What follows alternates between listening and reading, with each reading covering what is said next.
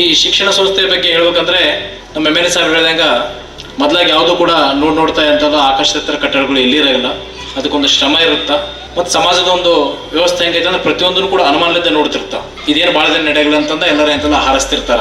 ಮಹೇಶ್ ಅವರಿಗೆ ಯಾಕೆ ಕನಸ್ಬಿತ್ತೋ ಗೊತ್ತಿಲ್ಲ, ಬಹುಶಃ 15 ವರ್ಷ ಹಿಂದ್ಗಡೆ ಅಂತಂದ್ರೆ ಅವ್ರು ಇನ್ನೂ ತುಂಬಾ ಚಿಕ್ಕವರು.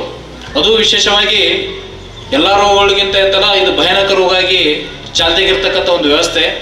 ಮತ್ತೆ ಯಾರಾದ್ರೂ ದೊಡ್ಡರಿಗೆ ಅಂತಲ್ಲ ಒಂದು ಏಡ್ಸ್ ಕಾಯಿಲೆ ಬಂದೈತೆ ಅಂತಂದ್ರೆ ಅವ್ರು ಮಾಡಿದ ಕರ್ಮ ಅಂತೀವಿ.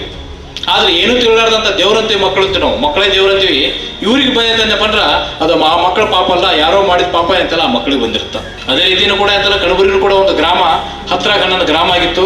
ಅಲ್ಲಿ ಒಬ್ಬ ಮಹೇಶ್ ಅಂತ ಒಬ್ಬ ಸಣ್ಣ ಯುವಕ ಹುಟ್ಟಿ ಆ ಮನುಷ್ಯ ಅಂತಲ್ಲ ಏಡ್ಸ್ ಮಕ್ಕಳಿಗೆ ಮುಂದೆ ತಂದು ಶಿಕ್ಷಣ ಕೊಡಿಸ್ತಕ್ಕಂಥ ಒಂದು ಕನಸು ಕಂಡು ನನಸು ಮಾಡಿ ಇಷ್ಟೆಲ್ಲ ಸಾಧನೆ ಮಾಡ್ಯಾನಂದ್ರ ಇದು ನಿಜವಾಗ್ಲೂ ಸಾಧನೆ. ಅವ್ರ ದೇವ್ರು ಒಳ್ಳೇದು ಮಾಡಿ. All the best. Thank you.